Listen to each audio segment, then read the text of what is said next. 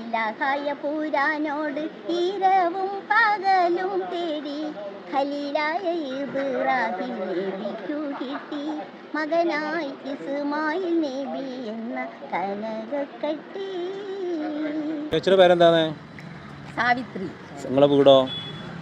ഞങ്ങളുടെ വീട് ചങ്ങരംകുളം ഇനിച്ചോട് തെങ്ങിലെ പള്ളിയുടെ അടുത്ത്. മലർമുട്ട് പോലെ പോറ്റി വളർത്തുമ്പോൾ ഒരു നാളിൽ ഉറങ്ങുമ്പോൾ നബിക്കല്ലാഹു കാട്ടി നബി തൻ കുരുനിസ്മായിൽ അറുക്കും മട്ടിൽ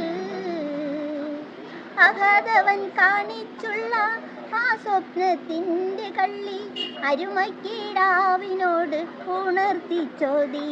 അപ്പോൾ മറുപടി മകൻ ചൊല്ലി ഉറപ്പിച്ചോതി.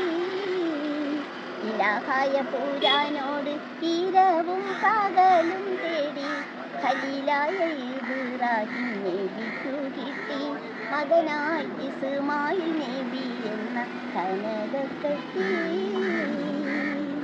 കമിഴ്ത്തി കിടത്തി മണ്ണിൽ ഇസ്മായിൽ നബിയോരെ കഴുത്തെറുത്തിടാനായി ഉയർത്തി കത്തി.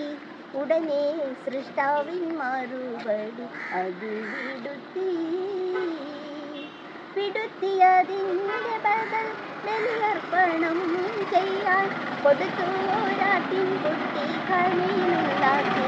വേഗം ആടിനെ ഇബ്രാഹിം തീകത്തിൽ. നേരെന്തെന്നറിയാതെ പിഴച്ചു ഞാൻ നടന്നേ, നേർവഴി കാട്ടി പിഴവെല്ലാം പൊറുത്തിടണേ.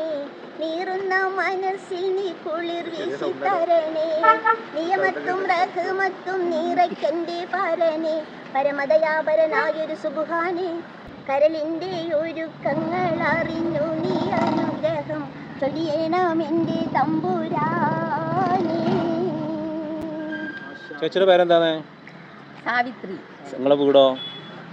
ഞങ്ങളുടെ വീട് ചങ്ങരംകുളം ഇനിച്ചോട് തെങ്ങിലെ പള്ളിയുടെ അടുത്ത്. മലപ്പുറം ജില്ലയിലെ ചങ്ങരംകുളം ഇനിച്ചോട് തെങ്ങിലെ പള്ളിയുടെ അടുത്ത്.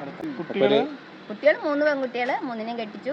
പാട്ട് നന്നായി പഠിച്ചിരുന്ന മുമ്പ് ചെറുപ്പത്തില്? എന്ത് പഠിക്കല്, ഇസ്മായിൽ നബി ബലിയർപ്പിച്ചു. ഞാൻ ഇതിന്റെ ചരിത്രകഥ അടക്കം പറയും. ഇബ്രാഹിം നബിയുടെ കഥ ഒക്കെ അറിയോ? ആയിഷാബീത്തിന്റെ ഷാം വിജയം, ഉഹുദ് യുദ്ധം, എംആസിസിന്റെ പുത്രബലി, ഇസ്മായിൽ നബി ബലിയർപ്പിക്കുന്ന ചരിത്രകഥ അടക്കം പറയും. ഞാൻ വലിയ കഥയ്ക്ക് പോയായിരുന്നു ചെറുപ്പത്തില്. പെരുമ്പാവൂർ ട്രാൻസ്പോർട്ട് സ്റ്റാൻഡ് ഉദ്ഘാടനത്തിന് എന്റെ കഥാപ്രസംഗമായിരുന്നു. S K പൊറ്റക്കാടിന്റെ പ്രേമശില്പി. 3.5 മണിക്കൂർ താമ്പരിനും തബലയും ഹാർമോണിയും ഒക്കെ വെച്ചിട്ട് അന്ന്. കലാകാരിയാണ്. ദൈവങ്ങൾ അനുഗ്രഹിക്കട്ടെ.